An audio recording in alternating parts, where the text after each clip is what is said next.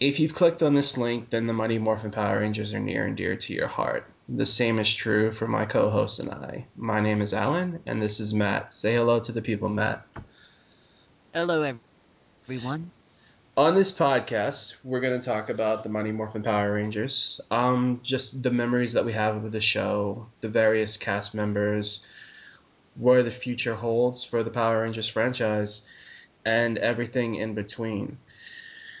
Matt, what are your earliest memories of the show?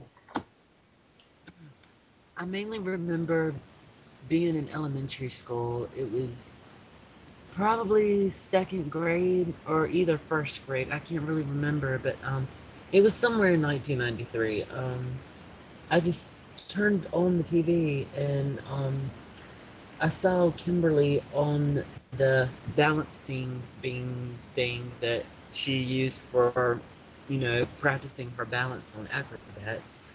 So, and I was like, wow, this show looks pretty interesting. And then all of a sudden they were morphing into, their hero costumes and everything. So, that episode led me towards watching another one. And that's how I pretty much got hooked. What about you? I actually started hearing about the show from the very beginning before it even came on. There was a great deal of marketing that was involved in the show in the early days, circa 1993. I'm actually old enough to remember that. There was a great deal of buzz and excitement about it because it was on the Fox network, but previously Fox had only done like animated series and stuff like that. So it was kind of cool and trendy to see this show that had the same kind of notions and storyline and plot of an animated series, but in this case done with live action actors. So I watched from the very beginning. The very first thing that I remember about the intro is just how wonderfully absurd that it looked. It started on the moon, and these two astronauts were trying to break open this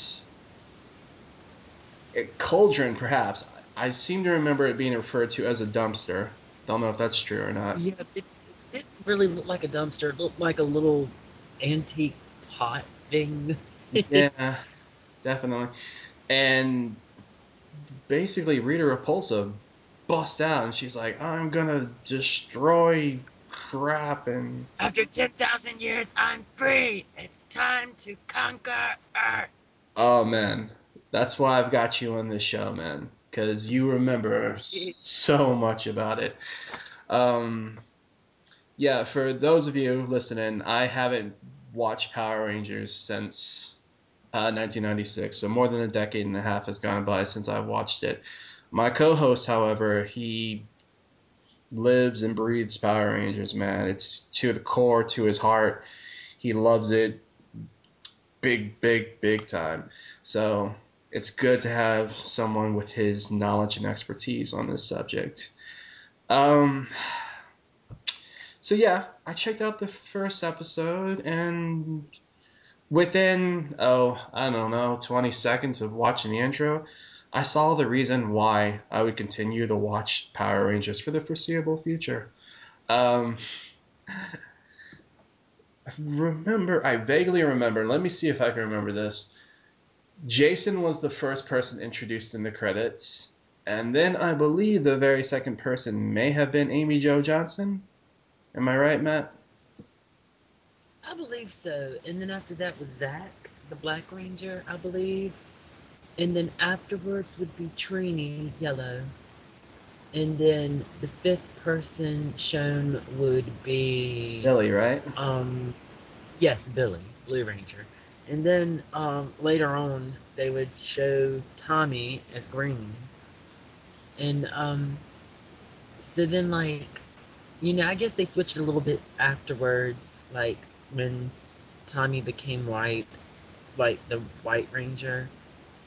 He may have ended up introducing he may have been introduced in the credits before everyone else. I haven't gotten to rewatching season 2 yet, but so far they showed it in the order of red, pink, black, yellow, blue, green. ring. Okay, bear in mind, it's been more than a decade and a half since I've seen this intro, and I remember that Kimberly was the second Ranger introduced in the credits.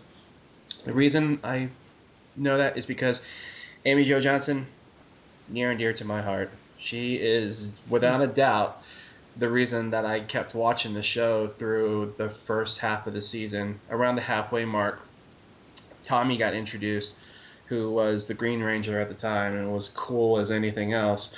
But we shall touch upon that in episode 3 of our Power Rangers podcast. For the time being, Amy Jo Johnson. My God, my goodness. Just first crush, without a doubt. Turns out, after she left the show... Sorry, Matt, go ahead. No, continue. It turns out after she left the show, she actually... Well, she stayed on for the first... I believe for the first 3 seasons of Mighty Morphin Power Rangers. And then after that, she actually went on to more serious roles, she felt. But also, she went on to a musical career, didn't she? Yeah, like she left, I think, pretty much during season 3 is when she ended up leaving, and an Australian actress, I forget her real name, but I know her, character name was Catherine Sutherland. I actually think her real name is also Catherine, but anyway, she left during the middle of season 3, I believe, and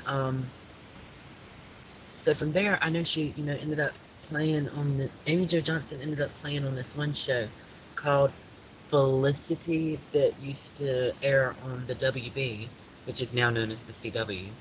But she also took on other roles, like other TV movies, and, so it's I pretty much feel it's safe to say that she left the show due to wanting to take on other roles. But she also, she's also a singer, and she displayed her musical talents on the show maybe 1 or 2 times.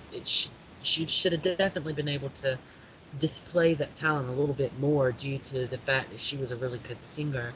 But I think in the year of 2000 or 2001, she released her first album titled The Trans-American Treatment.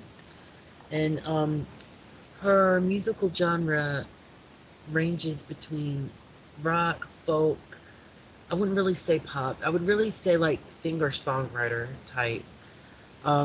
It's really good, and she also put out a live album back in 2006 titled, I think it's titled Imperfect, and in that album it's just her and the guitar, and all the music she does, she writes, and so she's a really good singer-songwriter. I hope she puts out something again soon. And she's been on another TV show recently called Flashpoint. And so she's been keeping a lot of work here. She's been doing a lot of work here lately. Yeah, I've seen a few episodes of Flashpoint. It's really great. It's kind of like, for those of you who don't know, it's kind of this SWAT, very serious crime drama thing, sort of along the lines of The Wire. Those of you out there who have seen that, really, really good stuff. Basically, what we want to do with the show as we go into episodes 2 and 3 is just tell you things that you may not have realized about the show. And also, education can be a fun thing, particularly when it's about the Power Rangers. So, yeah, join us for episodes 2 and 3